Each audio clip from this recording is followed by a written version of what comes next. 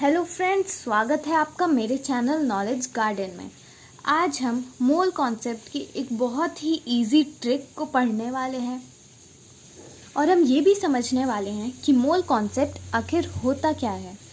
तो in this video I am gonna provide you with a number of formulas which you can use for this mole concept.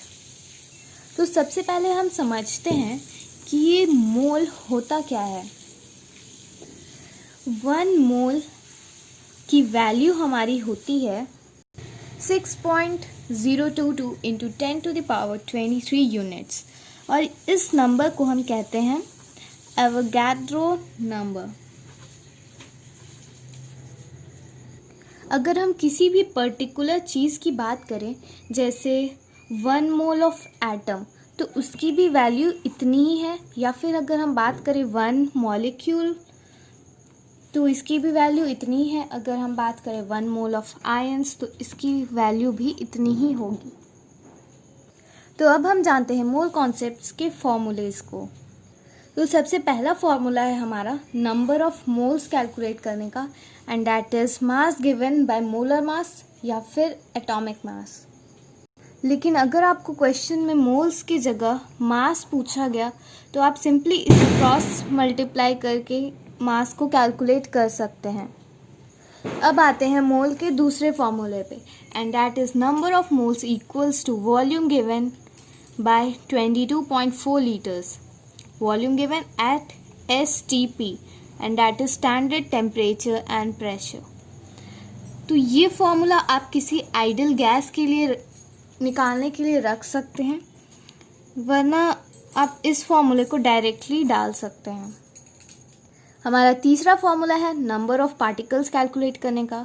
Number of particles equals to number of moles into Avogadro number. आप अगर question में आपसे पूछा गया moles, तो आप number of particles divided by Avogadro number से directly moles calculate कर सकते हैं।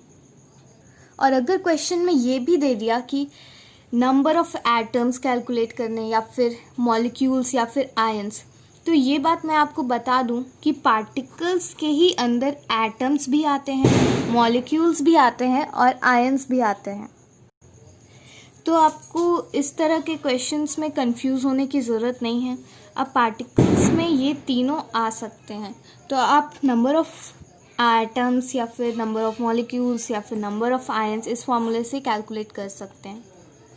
या फिर अगर आपको किसी और चीज़ की ज़रूरत है तो आप इसे क्रॉस मल्टीप्लाई या फिर डिवाइड करके भी निकाल सकते हैं। अब आइए कुछ एग्जाम्पल से इस मोल कॉन्सेप्ट को और क्लियरली समझते हैं। अब हमारा पहला क्वेश्चन आता है, calculate number of moles in 46 gram of Na, that is sodium. अब हमें इस क्वेश्चन में दिख रहा है कि इसमें मास तो दिया हुआ है और क्वेश्चन में ही रेफर है कि Na की मास जो है, यानी कि एटॉमिक मास भी, यानी ग्राम एटॉमिक मास ग्राम में है, तो ये ग्राम एटॉमिक मास 23 ग्राम भी दिया हुआ है।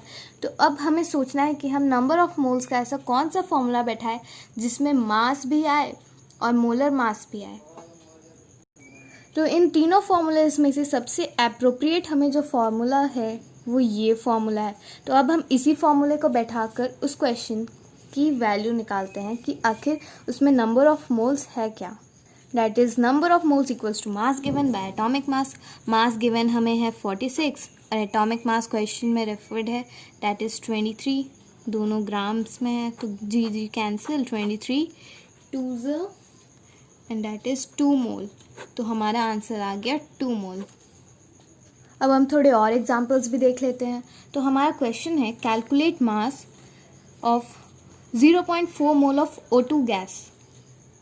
तो अब हम फिर वही नंबर ऑफ मोल्स जिसमें कि मास भी आए और मोलर मास भी आए, वो वाला फॉर्मूला इसमें फिट करते हैं।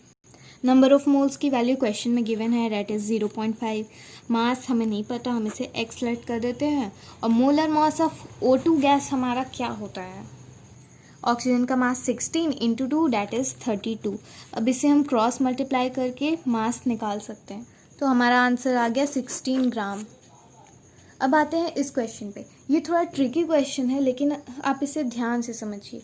इस क्वेश्चन में हमें मास कैलकुलेट करना है, हमें पार्टिकल्स दिया हुआ है ऑफ ऑक्सीजन, तो हम पार्टिकल्स वाला ही फॉर्मूला बैठाते हैं इसमें। तो मैंने आपको फॉर्मूला बताया था कि number of particles equals to number of moles into Avogadro number. तो अब हम इसमें फिट करते हैं। नंबर ऑफ़ पार्टिकल्स हमें गिवन है क्वेश्चन में, और एवोगैड्रो नंबर के बदले हम लिखेंगे इसकी वैल्यू।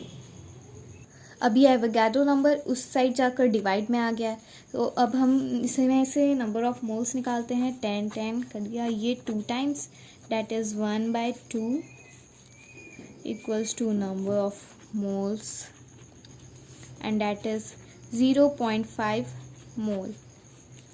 तो अब हमें मोल भी मिल चुका है, अब हमें मोल पता है और ऑक्सीजन का एटॉमिक मास भी पता है एंड दैट इज़ 16। तो अब हम एक और फार्मूले में बैठा कर इसे निकाल सकते हैं। तो अब हम इसे इसी फार्मूले में फिट करते हैं। Number of moles equals to mass given by molar mass. Number of moles हमारा आया था 0.5, मास हमें नहीं पता था, और मोलर मास ऑक्सीजन का होता है 16। तो अब हम इसे क्रॉस मल्टीप्लाई करते हैं तो हमारा आ गया 8 ग्राम इक्वल्स टू x। तो हमें मास मिल गया, मास हमारा आ गया 8 ग्राम। आप चाहे तो इन तीनों फार्मूलेस को नोट डाउन कर सकते हैं, ये आपके लिए बहुत ही ज़्यादा हेल्पफुल रहेगा। और अगर आपको मोल कॉन्सेप्ट अच्छे से समझ में आया हो तो मेरे चैनल को प्लीज़ सब्सक्राइब ज़रूर करें।